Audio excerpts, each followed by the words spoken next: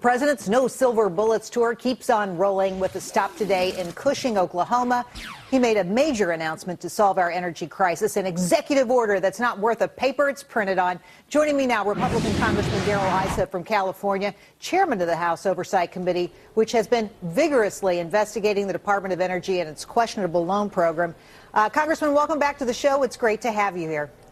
Well, Jerry, thanks for having me on, and thanks for including sort of the all of the above strategy, which is they want all of the photovoltaic, they want all of the windmills, they're still thinking that ethanol has a future, they want to research every possible thing that doesn't include drilling for gas or oil. They want to continue that because there is no silver bullet. Well, of course, there's no silver bullet. They also like the algae, Congressman. Don't forget about that. Oh, I'm sorry, I wasn't thinking green enough. Let's get to the president's energy tour here. You know, the big news today was that the president was fast-tracking the pipeline, right? Well, turns out he's only fast-tracking a tiny, tiny portion of the pipeline. What do you make of this? Is this a PR stunt? Of course it's a PR stunt.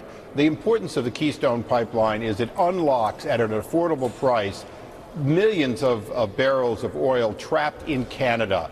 It allows the Canadians to get that to market. Of course it helps American jobs along the way. Of course much of it could be refined in the U.S. for either domestic use or export. Of course it's part of a strategic opportunity to make sure we're protected from any embargo that were to come out of unfriendly countries.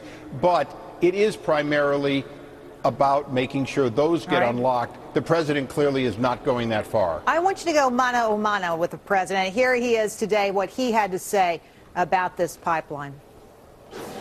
We are drilling all over the place right now. That's not the challenge. That's not the problem.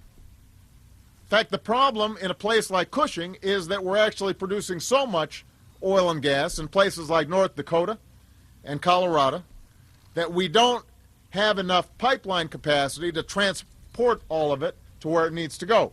And today we're making this new pipeline from Cushing to the Gulf a priority. Congressman Issa, what do you make of that?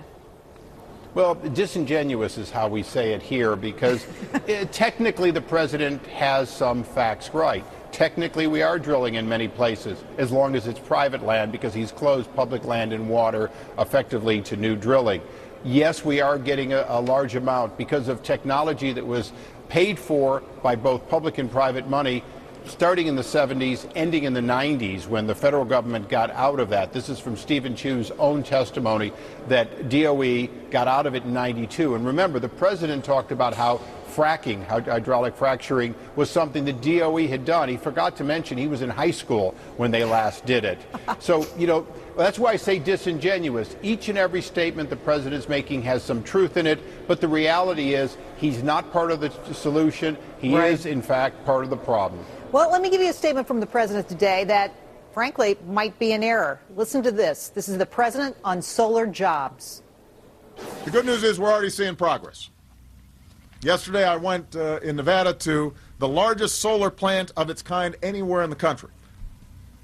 Hundreds of workers built it. And yet Copper Mountain Solar One has 5, count them 5, full-time employees. This isn't an employee-rich environment, I don't think. Do you? Oh, come on, Jerry. You see, you're just not an attorney. A really good attorney would have listened carefully. Hundreds of people built it.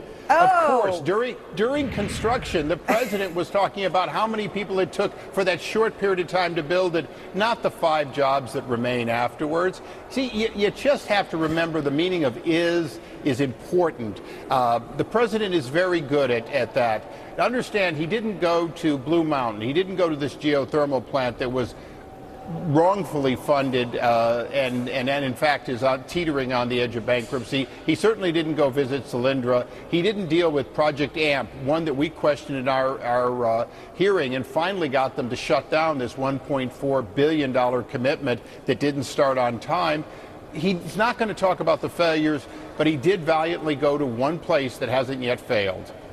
Well, you know, it's interesting. He's been in Ohio today as well, and gas prices there spiking much, much higher. They're up 12 cents, 10 cents, 11 cents overnight there. How do you think people are going to view do they blame the president for this? And should the president take the heat? Well, I think the president has to spread the heat around a little bit, because Secretary Chu, when asked about going from $1.80 when they entered office to $3.80 a gallon for gas today, gave himself an A. I repeat, an A for his work in oil and gas. So clearly when they get to $6, it'll be an A plus. Because ultimately the president has a Secretary of Energy who on the record has said that in fact what we need is European prices, and $8 a gallon is a European price. Will that create austerity? Yes. Is it good for Americans and for what it cost us to do business? Of course not. Well, and just to give you another, our viewers here, another statement from Secretary Chu. He said in your hearing he's no expert on oil reserves. Yep, that's our energy secretary. Another scintillating statement from him. Congressman, thanks for coming on the show tonight. We really appreciate your help. Thank you. Keep up the good work.